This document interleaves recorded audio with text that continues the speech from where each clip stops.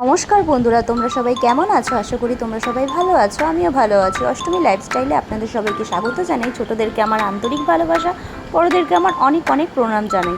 তো বাবার বাড়ি যাবে বলে, মানে বাবার জল আনতে যাবে আর বাবার মাথায় জল ঢালতে যাবে বলে, তো সবার জন্য বাবা, আমি আর বাবান তিনজনে মিলে জামা কাপড় কিনতে গিয়েছিলাম। আর হাফ প্যান্ট নিয়েছিলাম ওই ছাপা ছাপা ধরনের, আর জামাটা নিয়েছিলাম হলুদ কালারের। তো আগের বার নিয়েছিলাম তো ওই চুনরিগুলো নিয়েছিলাম। তো দেখো, একটা হলুদ, একটা রেড, ইয়েলোর মধ্যে, একটা হোয়াইটের মধ্যে, একটা ব্লু, একটা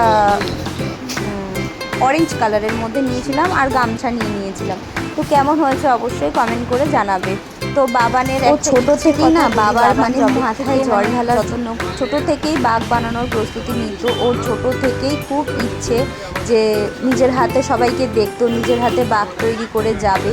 তো সেই ছোট ছোট ইচ্ছেগুলোই এখন দেখো হঠাৎ করে ও যখন একটু বড় হয়েছে না, তোর ইচ্ছেটাও একটু বড় হয়ে গেছে। আমার বাবাও তার সাথে যোগ দিয়েছে, নাহলে কিন্তু আমার বাবা কোনোদিনই যায়নি। তো বাবানের পাল্লায় পড়ে দাদুও দেখো এখন বাচ্চা হয়ে গেছে, মানে বাবার বাড়িতে যেতে তো আর ছোট বড় লাগে না।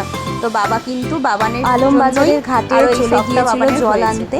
তো জল এনে কোথাও যাবে না, তো তারকেশ্বর যাবে না। তারকেশ্বর যাওয়া হয় কিন্তু আমরা যাই গাড়ি করে। তো বাবান আমাদের পাড়ার মন্দিরে যে বাবারা রয়েছে সেইখানেই জল ঢালবে।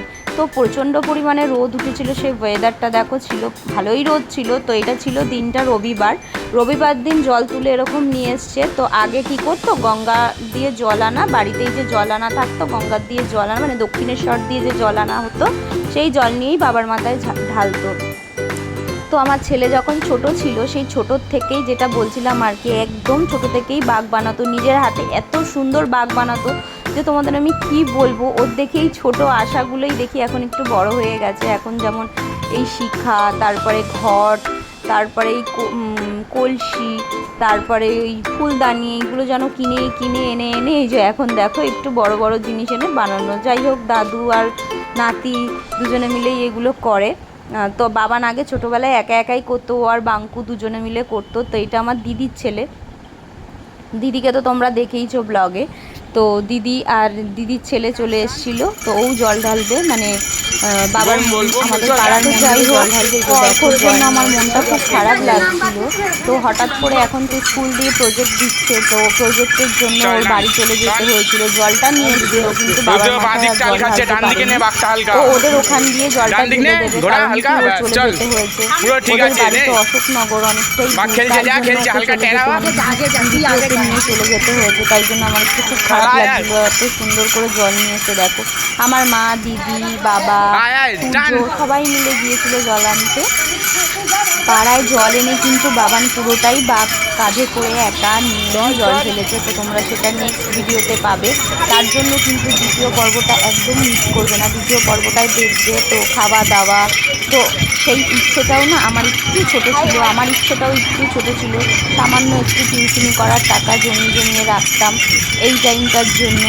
তো সেই গল্পটা নয় আমি ব্লগে করবো। খুব সুন্দর কিন্তু বাঘ টানতে পারে, ও খুব সুন্দর বাঘ টেনে টেনে নিয়ে গেছে। তো তো বাবা, আমার বাবা, সূর্য, তো ওরা মিলেই বাঘটা তৈরি করেছে। অর্ক কিন্তু শনিবার দিন এসেছিলো, তো ও রবিবার দিন জল ঢালতে গিয়ে ওর পড়ার জন্য আবার চলে যেতে হয়েছিল। তো যাই হোক, কেমন হলো ভিডিওটা অবশ্যই জানিও। ভালো লাগলে লাইক, কমেন্ট, শেয়ার করো। আর কিছু জানার হলে অবশ্যই কমেন্ট করে জানিও। আর যারা যারা এখনও পর্যন্ত সাবস্ক্রাইব করেনি তারা অবশ্যই সাবস্ক্রাইব করে দিও। আমি ছোটো থেকে বড় যে কোনো জিনিস, মানে আমার লাইফে আমাদের জীবনে সব কিছু তোমাদের সাথে শেয়ার করি আর তুলে ধরার চেষ্টাও করি। সামনে কিন্তু আরও ভালো ভালো ভিডিও আসছে, অবশ্যই তোমরা দেখো। বাড়িতে কিন্তু মনসা পুজো আছে, সেই ভিডিওটা স্কিপ করো না, সেটাও আমি ছাড়বো। আমি তোমাদের প্রথমেই বলেছিলাম, ছোট থেকে বড় সব কিছুই পুজো, ছোট হোক বড় করে হোক একটু আধটু হোক, আমাদের বাড়িতে হয়। আর এবার মনসা পুজোও হবে, সেই ভিডিওটা কিন্তু স্কিপ করো না, সেটাও দেখো। তো এই বাবার জল ঢালার ভিডিওটা ফাইনালি কী অবস্থা হয়েছিল সেটাও তোমাদের বলবো। দেখো কী হারে দৌড়াচ্ছে আর জল নিয়ে বাঘ কাঁধে নিয়ে, মানে এত ভালো লাগে কি বলবো। সেই জিনিস তোমাদের বলে বোঝানো যায় না, এতটাই আনন্দ হয়, মন একদম প্রচণ্ড পরিমাণে খুশি হয়ে যায়। আর বাবানের পরীক্ষা চলছিল এতদিন, তার জন্য না হলে আগেই নিয়ে যেত, পরীক্ষা টরীক্ষা কমপ্লিট। তো যাই হোক, এইটা খুব আনন্দ হয় যে দেখো মন্দির, আর এখানে পায়রারা রয়েছে, খুব সুন্দর একটা জায়গা, মনে হয় যেন এখানে বসেই থাকি, আর আসতে ইচ্ছা করে না এই গেলে গঙ্গায়। তো ভিডিওটা কেমন লাগলো অবশ্যই এইখানে বাবানের দাদাগুলোর সাথে দেখা হয়েছিল। তো দাদাগুলো কি কি করেছিল বাবান তোমাদের বলে দেবে। দাদাগুলোরা ঠিকঠাক কলছি মধ্যে জল টল ভরে দিয়েছিল, ওই যে গামছা সব বেঁধে দিয়েছিল, তারপর ধূপকাঠি শিখা সব দাদাগুলোরাই করে দিয়েছিল।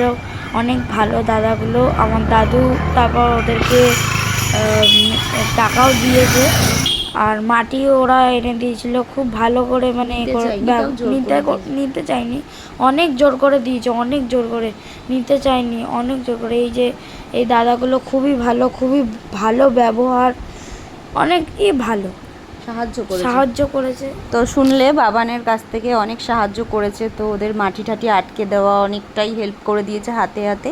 তাই বাবা একটু খুশি হয়ে দিয়েছে, তো ওরা নিতে চাইছিল না, তো যাই হোক নিয়েছে। তারপরে ওরা একটু দোকানে গিয়ে মিষ্টি টিষ্টিও খেয়েছে। ওরা বলছিল যে আমাদেরকে দাদু অন্যবার আসবা, তোমরা এসে মিষ্টি খাইয়ে দেবা, আমরা টাকা নেব না, অনেক জোর করে তারপর নেওয়া, মানে ওটা খুশি হয়ে দিয়েছে যে বাচ্চাদের হাতে দেয় না বড়রা, একটু আনন্দ হয়ে দেয়, তো আমাদেরও দেয় সবাই, ওই কারণেই দিয়েছে, সেইভাবেই দিয়েছে। তো কেমন লাগলো ভিডিওটা, এই যে দেখো স্পঞ্জে যা মানে পুজো কর্পূর সবই ওরাই করে দিচ্ছে।